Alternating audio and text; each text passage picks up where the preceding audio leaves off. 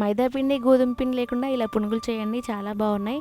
5-6 గంటల ముందే బియ్యాన్ని నానబెట్టుకోండి. రేషన్ బియ్యం అండి. అలాగే 2 ఆలుగడ్డల్ని తొందరగా ఉడకడానికి ముక్కల కింద కట్ చేసుకొని గిన్నెలోకి వేసుకొని ఉడికించుకుంటున్నాను. నానిన బియ్యాన్ని మిక్సీ జార్లోకి వేసుకొని కొంచెమే వాటర్ వేసి మెత్తగా మిక్సీ పట్టండి. వాటర్ ఎక్కువగా వేసి మిక్సీ పడితే లూజ్ అయిపోతుంది, మీకు కన్సిస్టెన్సీ అనేది పర్ఫెక్ట్గా ఉండదు, అదైతే గుర్తుపెట్టుకోండి. ఉడికిన ఆలుగడ్డలను కూడా మిక్సీ జార్లోకి వేసుకొని మెత్తగా పేస్ట్ లాగా చేసేసి దాంట్లోకి వేయండి. ఇప్పుడు దాంట్లోనే జీలకర్రని, రుచికి తగినంత ఉప్పుని, 1/2 టీ స్పూన్ బేకింగ్ సోడాని, చిన్న చిన్నగా కట్ చేసి పెట్టుకున్న ఉల్లిపాయ ముక్కల్ని, పచ్చిమిర్చిని, కరివేపాకుని, కొత్తిమీరని వేసుకొని మంచిగా మిక్స్ చేయండి. ఇక్కడ చూపించిన విధంగా ఉండాలి కన్సిస్టెన్సీ. డీప్ ఫ్రైకి సరిపడా ఆయిల్ పెట్టేసి వేడైన తర్వాత చిన్న చిన్నగా పునుగుల్లాగా వేసుకోండి. స్టార్టింగ్లో కొంచెం అతుక్కున్నట్టుగా ఉంటాయి, తర్వాత ఆటోమేటిక్గా ఊడిపోతాయి. ఇలా అటు ఇటు తిప్పుతూ మంచిగా కాల్చుకొని ఒక ప్లేట్లోకి పెట్టుకొని తినేయడమే. చాలా అంటే చాలా టేస్టీగా ఉన్నాయి, తప్పకుండా ట్రై చేయండి.